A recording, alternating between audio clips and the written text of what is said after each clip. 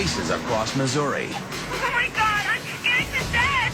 Her gas pedal is stuck. I'm coming up with a bunch of cars. I'm so scared! She hits the brakes. But with the 175 horsepower engine redlining at 7,000 RPMs, the brakes do nothing to slow the SUV. Oh God, I have two semis going 108 miles an hour. 108 miles an hour.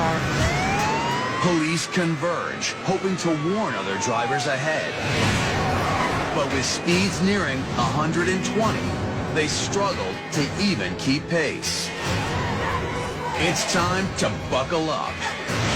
Grab the wheel and see if you have what it takes to steer clear of certain death. What would you do? A. Use the emergency brake and steer onto the shoulder. B. Jam the car into neutral. Or C. Turn off the engine.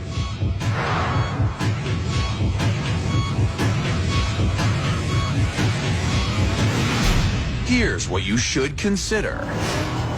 Your brake pedal is useless, and you're screaming down the highway at 120 miles per hour. That's like falling toward the earth at terminal velocity. At this breakneck speed, every 1.7 seconds, you're covering the length of an entire football field. If the highway was clear, you might have a chance. But with rush hour approaching, the traffic ahead will only get worse. Make your choice.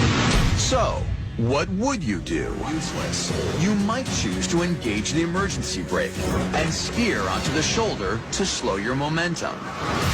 Engaging the e-brake at normal speeds can make the rear wheels lock up, sending a driver into a dangerous fishtail. And you're going over 110.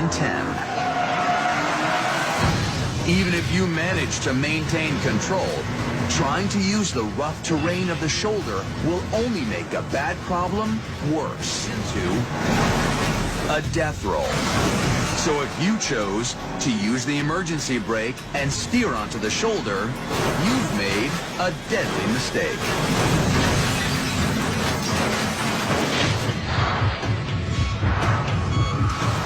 You could turn off the engine and try to steer it to safety. But is this really your best move? Turn off the ignition and the steering wheel could lock. As you decelerate, you'd be unable to change direction, leaving you helpless to avoid the inevitable.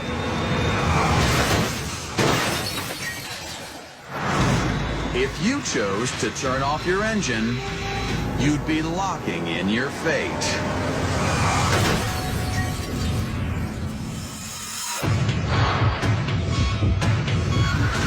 If you want to survive this terrifying death ride, the best thing to do is jam the car into neutral.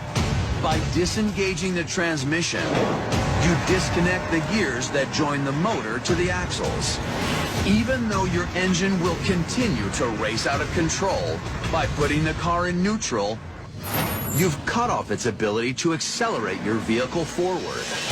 Apply firm, steady pressure to the brakes. With the engine no longer powering the drive shaft, the vehicle's brake system can now slow the SUV, allowing you to bring this deadly ordeal to an end. Jam the car into neutral. That's what you do if you don't want to die.